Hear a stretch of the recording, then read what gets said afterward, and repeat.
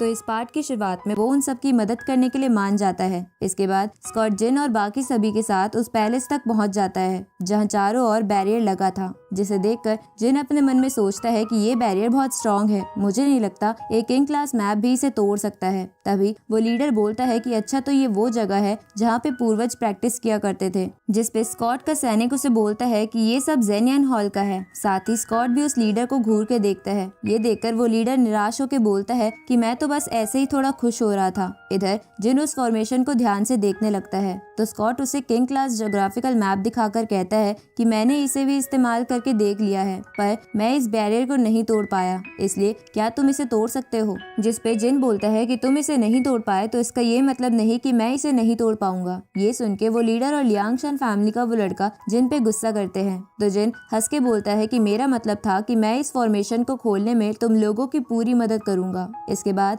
काइली वाला लड़का, जिन, स्कॉट एक साथ खड़े हो जाते हैं क्योंकि उन तीनों की ज्योग्राफिकल पावर सबसे अच्छी थी। तभी निकी जिन के पास आके बोलती है कि अंदर जाने में मेरी बहन तुम्हारी जरूर मदद करेगी। ये सुन के जिन मुस्कुराता है। अब स्कॉट अपना किंग क्लास मैप की पावर को एक्टिवेट करने लगता है। साथ ही काइली वाला लड़का भी कुछ स्टोन से एक ज्योग्राफिकल फॉर्मेशन बनाता है। तभी लियांगशान फैमिली का लड़का उस लीडर को बोलता है कि जिन कुछ कर क्यों नहीं रहा है, मुझे तो लगता है कि ये उस बैरियर को तोड़ ही नहीं सकता। जिसपे वो लीडर बोलता है कि जिन को बुलाने का फैसला स्कॉट का था और भूलो मत, उसने हमें भी पहले ज्योग्राफिकल फॉर्मेशन में फंसाया था। इधर जिन ली वाले ज्योग्राफिकल मैप को एक्टिवेट करता है, जिसे देखकर वो लीडर और लियांगशान फैमिली का लड़का बोलते हैं कि ये कैसा अजीब सा मैप है। तभी जिन उस ज्योग्राफिकल मैप की पावर को इस्तेमाल करता है, जहां उसे वो बैरियर तोड़ते हुए लगता है कि इसे सिर्फ 3 मैप से नहीं तोड़ा जा सकता। उसी वक्त वो काइली वाला लड़का नीचे गिर जाता है। साथ ही जिन और स्कॉट भी पीछे की ओर खिसक जाते हैं, लेकिन उन तीनों ने मिलकर उस बैरियर को हटा दिया था।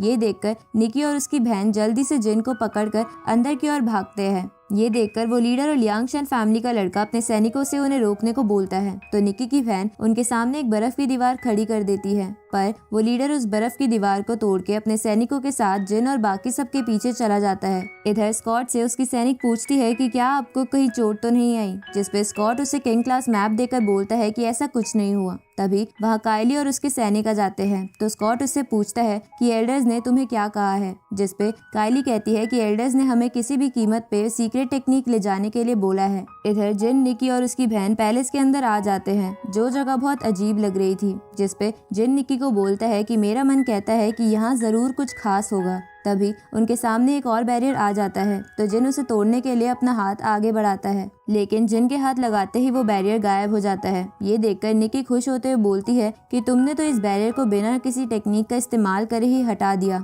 जिसपे जिन बोलता है कि मैं जीनियस हूँ। तभी निकी की बहन अपने मन में सोचती है कि जिन ये सब कैसे कर रहा है, क्या इसके पीछे होली लैंड के किसी पूर्वज का हाथ है। इसके बाद वो तीनों आगे बढ़ते हैं, जहाँ उन्हें एक बॉक्स में बहुत सारी डिवाइन एसेंस पिल मिलती है, जिसे देखकर निकी की बहन बोलती है कि ये पिल हमारी पावर्स को रिफाइन कर सकती है, पर इसे डिवाइन लेवल के ऊपर के लोग ही इस्तेमाल कर सकते हैं, और मैं इस पिल को इस्तेमाल कर सकती हूँ क्योंकि मेरी होली बॉडी है। लेकिन जिन, तुम ऐसा करने की मत सोचना। पर जिन उसकी बात नहीं मानता, तो निकी उसे बोलती है कि मेरी बहन सच बोल रही है, इस पिल के साइड इफेक्ट्स बहुत खतरनाक हो सकते हैं। तो जिन उसे कहता है कि तुम मेरी चिंता मत करो। इसके बाद निकी और उसकी बहन उन पिल्स को लेके अपनी पावर रिफाइन करना शुरू कर देते हैं। तो जिन ये देखकर एक फॉर्मेशन बनाता है और उसके बीच में बैठकर उन पिल्स को एब्जॉर्ब करता है ताकि उसे कोई इंजरी ना पहुंचे। अब उन पिल्स को एब्जॉर्ब करते करते जिन को महसूस होता है कि उस स्टोन को एब्जॉर्ब करने की वजह से वो इन पिल्स को तेजी से एब्जॉर्ब कर सकता है, इसलिए वो एक साथ कई सारी पिल्स को एब्जॉर्ब करने लगता है। ये देखकर निकी चौंक जाती है क्योंकि जिन 8 लेवल ऑफ ह्यूमन हेवन पे पहुंच गया था। तभी निकी की बहन अपने मन में सोचती है कि उसके पास होली बॉडी होने के बावजूद भी वो जिन के जितना तेज उन पिल्स को एब्जॉर्ब नहीं कर पा रही है, इसलिए निकी की बहन उन पिल्स को तेजी से एब्जॉर्ब करने की कोशिश करती है, जहाँ थोड़ी देर बाद निकी और उसकी बहन दोनों ही जम जाती है। ये देखकर जिन हैरान हो जाता है और इसी के साथ ये पार्ट यहीं खत्म होता है।